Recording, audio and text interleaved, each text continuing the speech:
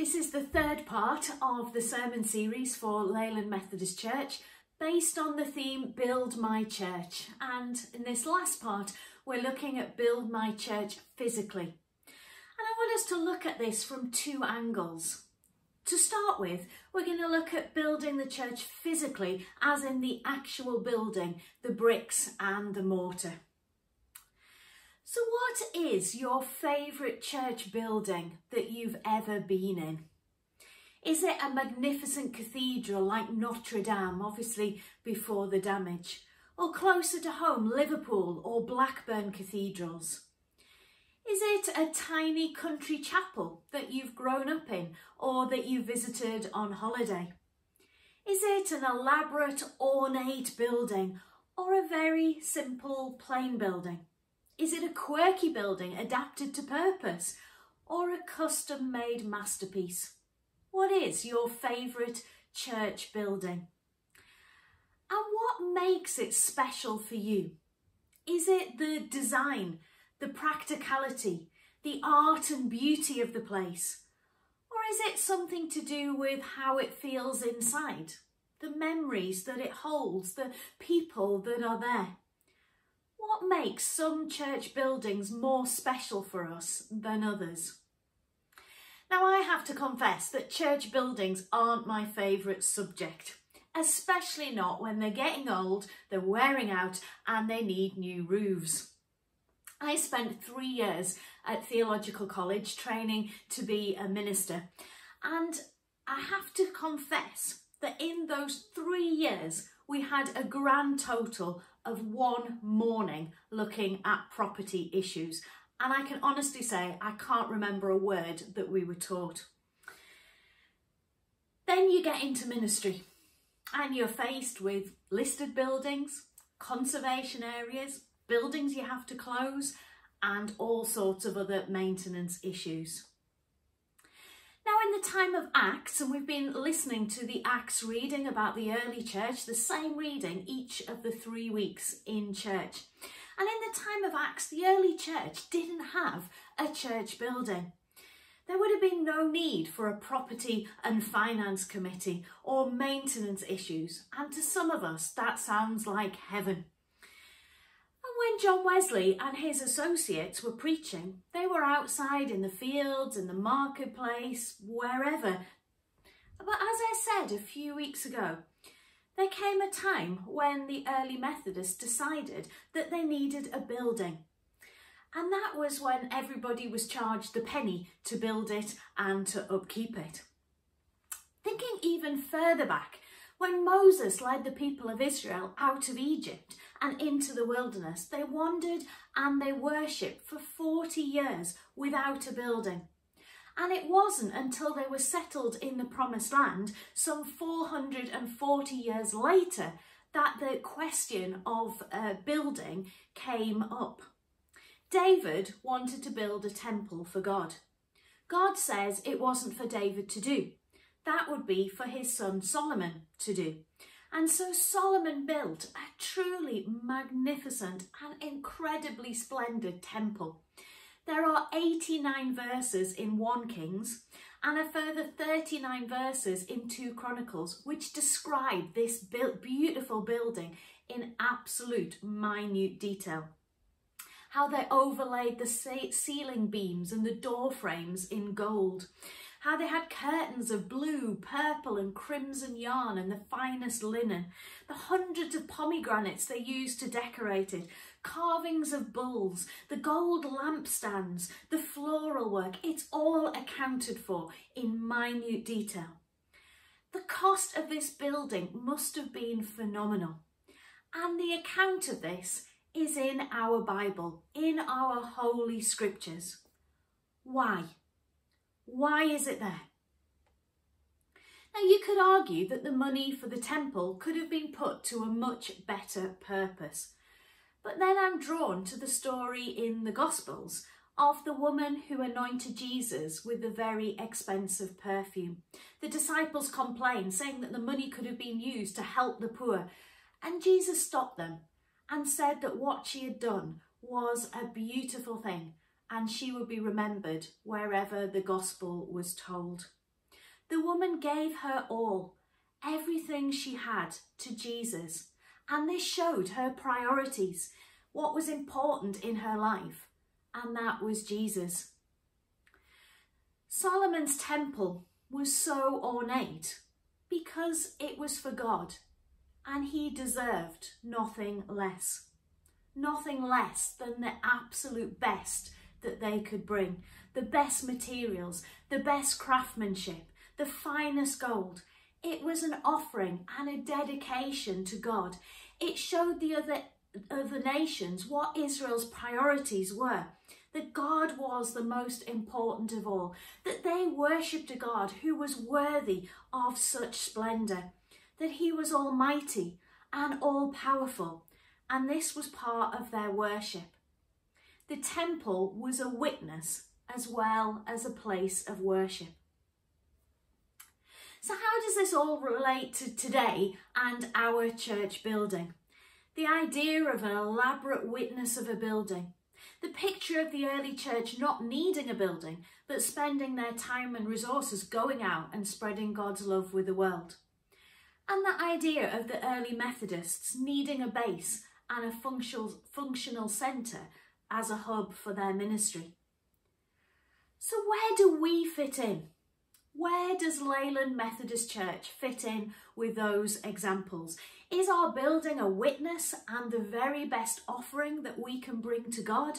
The sign of our commitment and our dedication and of our sacrifice of the best for God? Or is our building unnecessary? We haven't used it much over the last 18 months. Do we really need a building? Or should we be spending our time and our efforts getting out into the world and spreading God's love? Or is our building more functional? It's a base for us to reach out from. Or maybe it needs to be all three. We need a functional building, but maybe we need something of the awe and wonder that tells others about the God that we worship. And maybe we need not to be constrained by our building, but able to get out into the world and to share the gospel. And maybe we need to hold all these three things together when we think about our property issues here. Many people from our church have asked me over the last year what is happening with the community centre roof. Well, I can tell you that it is leaking quite badly now. We couldn't do much about it over COVID. It was incredibly difficult to get 3 firms to come and give us a quote for the repairs. But finally, we've received those quotes. And I have to say that they have come in a lot higher than we anticipated. In fact, double what we'd originally planned. Partly because of the increase in material costs due to COVID. So once more, we have some important decisions to make as a church. What are our options? Do we spend an awful lot of money repairing the community centre roof? And if not, then what do we do?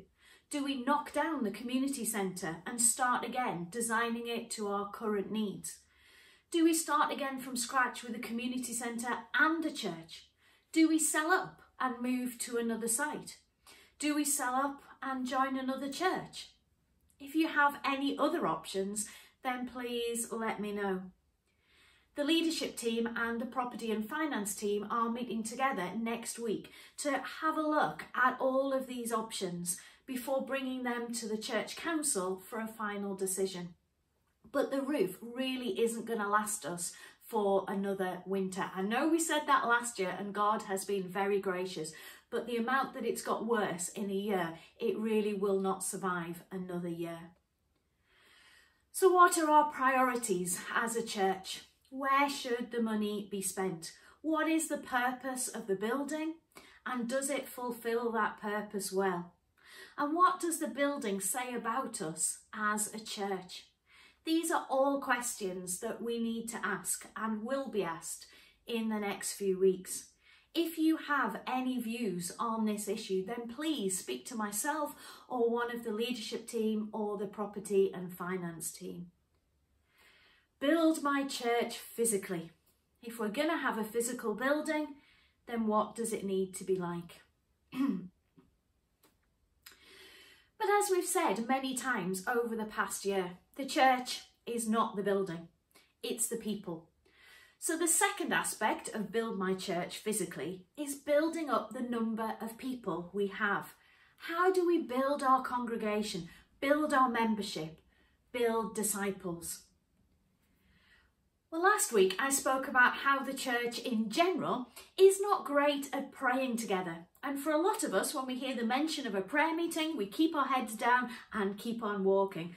Well, if the idea of praying together is one of the least popular ideas in church as a whole, then another equally unpopular idea has to be evangelism, telling others about our faith and about God's love. Most of us find evangelism so difficult. Again, maybe it's because of the images that we have of street preachers and what I call cringy evangelists. We don't want to be associated with those images. We don't want to be lumped in with the weird and the extreme. So most of us tend to just keep quiet. Our closest friends and family may well know that we go to church, but we don't want to ram it down anyone's throats. I think that street preachers and cringy evangelists have done a lot to ruin the church over the years. But I think us keeping quiet is equally as dangerous. What's the expression? All that it takes for evil to thrive is for good people to do nothing. Well, what about all it takes for secularization to flourish is for Christians to say nothing? We don't want to offend anyone, everyone to their own. Live and let live, we say. But then we complain about the state of the world, the lack of values and morals, the erosion of society, the lack of care for one another and for those in need. We can't have it both ways. Imagine you had a friend who was ill. They really need a cure for their illness, or at least something to ease their pain. And you had that medicine. You had exactly what they needed. What would you do? We would give it to them, wouldn't we? Of course. Or at least tell them where they could get some for themselves. Well, so many people in our world are suffering through loneliness, fear, guilt, lack of meaning and purpose. They're lost and they don't know where to turn. We have the answer, not always to heal, but certainly to ease their suffering, to help. And yet we don't share that medicine. We have comfort in God. We have purpose and meaning in God. We have a constant guide and companion. We know that we're loved and cared for. We have a communication link with the creator of the entire universe. We know forgiveness and peace in him. So why do we not want to share that with others so that they can know it too? Our church will not grow by itself. Rarely will people just walk in off the street to see what we're all about. But if we share what God means to us, what faith means to us, and we invite others to come and find out for themselves what it's all about, then we may just help them to find what they're looking for. Numbers in church really aren't the most important thing. It's not about how many new members we can make for our church. It's about how many people we can help to come to know God for themselves. We grow our church by sharing our faith, sharing our story, sharing our church with others and inviting them to come along. And over the next year as a church, maybe we need to look at special services to do just that. Back to church Sunday for those who have drifted away from church, who may or may not still have that faith, but they've just stopped coming. They've got out of the habit. We need services to invite them back, say come back and join in. Or services specifically for those who are exploring and just thinking about faith. This is the last week of this sermon series. We're going to have 1 week in church on Sunday that's free from a theme, and then I want us to start on an 8-week theme about discipleship. We're going to look at what discipleship is all about, what is important in being a disciple of Jesus, and maybe this is something you could consider inviting somebody along to. Now, if you don't feel like what we're doing as a church is something that you can invite your friends and family to, then you need to speak up. What do we need to do as a church for you to feel comfortable to invite your friends and family to? What do we need to do to build God's church? So in my mind, there are 2 aspects to build my church physically. Firstly, we have our building, and having the right building and having the right priorities. A building that reflects what we're all about. We have the bricks and the mortar to build. But then secondly, we have the people. How do we build disciples? By sharing with them God's love in our lives, what he means to us, and inviting people to come along and learn for themselves. Together, may we build God's church physically.